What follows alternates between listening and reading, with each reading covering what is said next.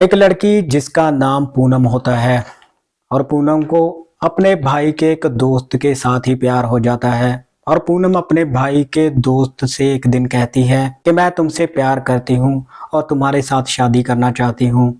अब क्योंकि पूनम दिखने में काफ़ी खूबसूरत होती है, इसीलिए वो लड़का अपने घर जाकर अपने परिवार वालों के साथ इसके बारे में बात करता है।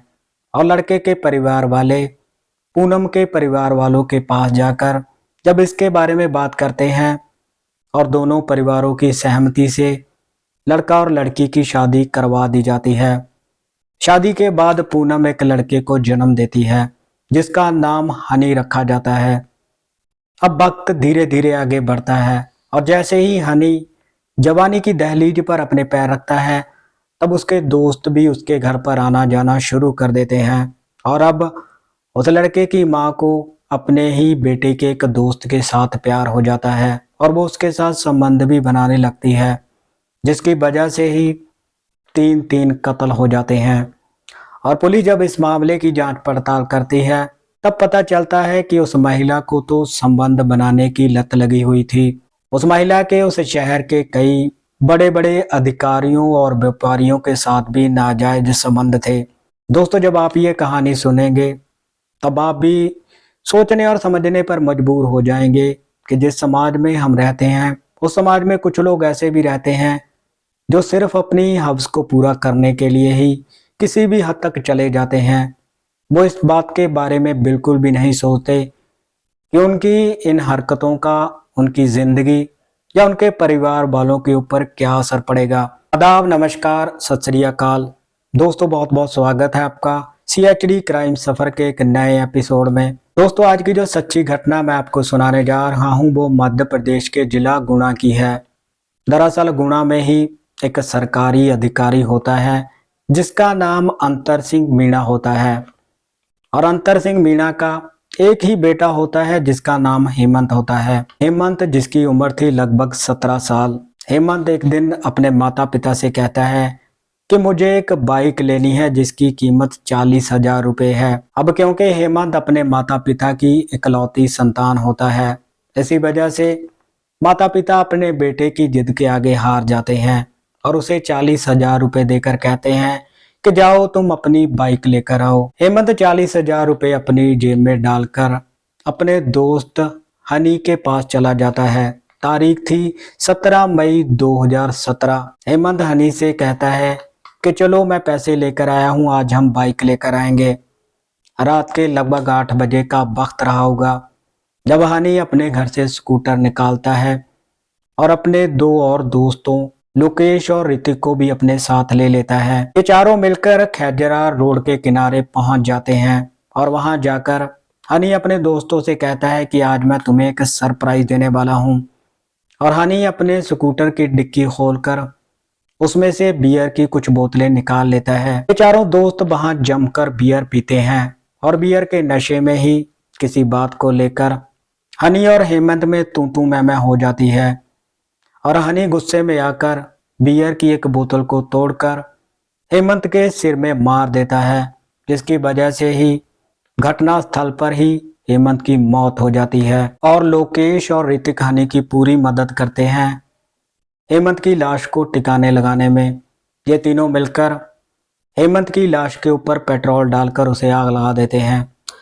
और इससे पहले हनी हेमंत की जेब में से वो 40,000 रुपये भी निकाल लेता है, जिसमें से 22,000 रुपये वो अपने पास रखता है और 9,000 रुपये ऋतिक और लोकेश में बांट देता है।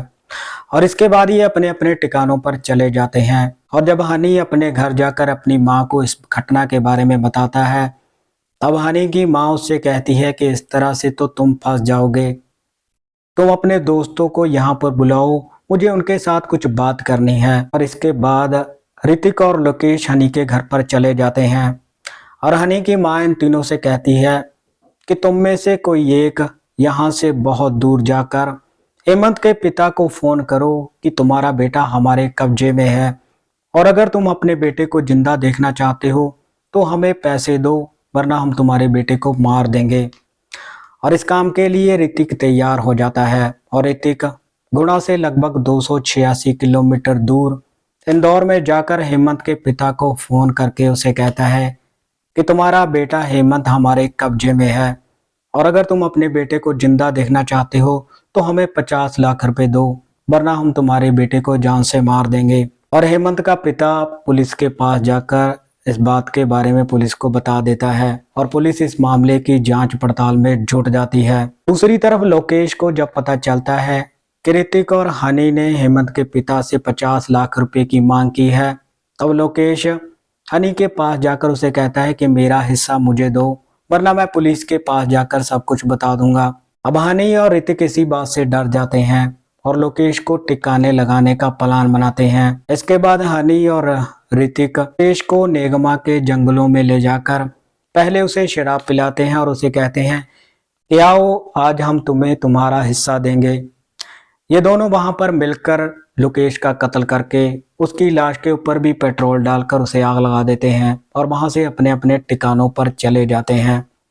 लेकिन पुलिस जब इस मामले की जांच पड़ताल करती है और हनी से पूछताछ करती है, क्योंकि हेमंत के पिता ने पुलिस को बताया था कि उसका बेटा अपने दोस्त हनी के पास पैसे लेकर गया था बाइक लेने के लिए, लेकिन हनी की मां और हनी पुलिस से कहते हैं कि हेमंत हमारे पास पैसे लेकर बाइक लेने के लिए आया तो था, लेकिन हमें नहीं पता कि उसके बाद वो कहाँ गया। लेकिन पुलिस जब मामले की जांच पड़ताल करती है तब पुलिस को पता चलता है कि ऋतिक 2 दिन के लिए यहाँ से गायब हुआ था। इसीलिए पुलिस के शक की सुई ऋतिक पर आ जाती है और जैसे ही हनी को इसके बारे में पता चलता है तब वो ऋतिक को भी मारने का फैसला ले लेता है और हनी अपने एक और दोस्त संस्कार को अपने पास बुलाकर उसे इस घटना के बारे में बताता है। इसके बाद हनी और उसका दोस्त संस्कार ऋतिक को अपने साथ प्रताप नगर के पुल के नीचे लेकर चले जाते हैं।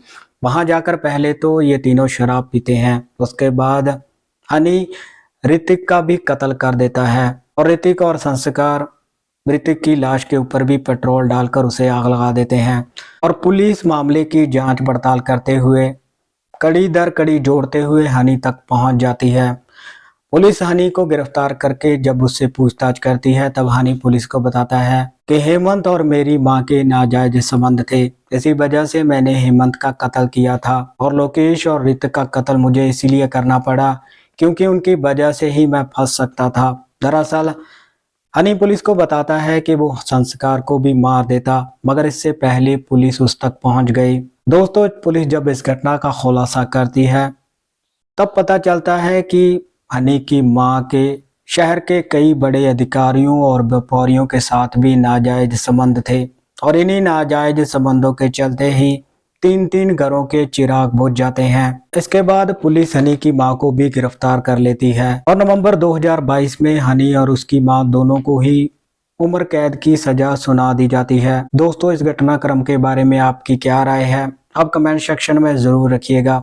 इस घटनाक्रम को सुनाने का मकसद किसी को परेशान करना या दुखी करना नहीं था। सो मिलते हैं किसी और सच्ची घटना में, तब तक आप अपना ख्याल रखिए, सतर्क रहिए। जय हिंद।